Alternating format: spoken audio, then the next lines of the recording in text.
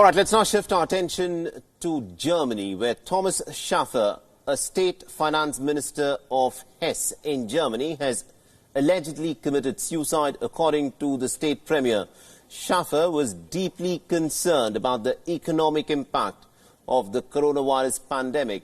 Now, the impact on Germany has been massive, giving rise to fears over the economy slipping into a deep recession. So far, Germany has recorded about 62,000 cases of infections and 540 deaths related to the COVID-19 infections. Now, the 54-year-old finance minister Schaffer's body was found near a railway track. Authorities believe he committed suicide. The state premier Walker Bouffier has said, and I quote him here, "We are in shock, we are in a state of disbelief, and above all, we are immensely sad." The Bouffier had worked very closely with Thomas Schaffer for nearly about 10 years. He said since the outbreak of the virus, Schaffer had been working day and night to help companies and workers deal with the pandemic and its economic fallout. Now, Schaffer was also a very popular candidate and was touted as perhaps the next premier of the state of Hesse within Germany. Now, Hesse is in fact home to Germany's financial capital Frankfurt, where major banks such as the Deutsche Bank and Commerzbank have their headquarters.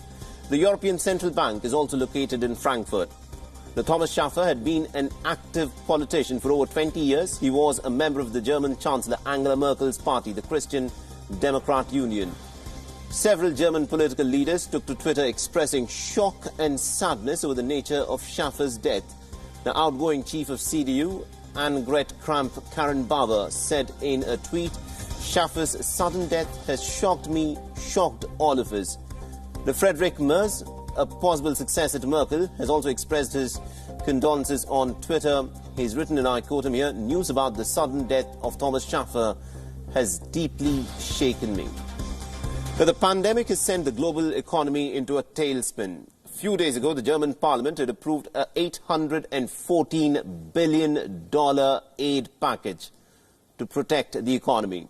The government is expecting the GDP to face its worst contraction since the world financial crisis in 2009. Some are saying that this could be bigger than the Big Depression of the 1920s and 1930s.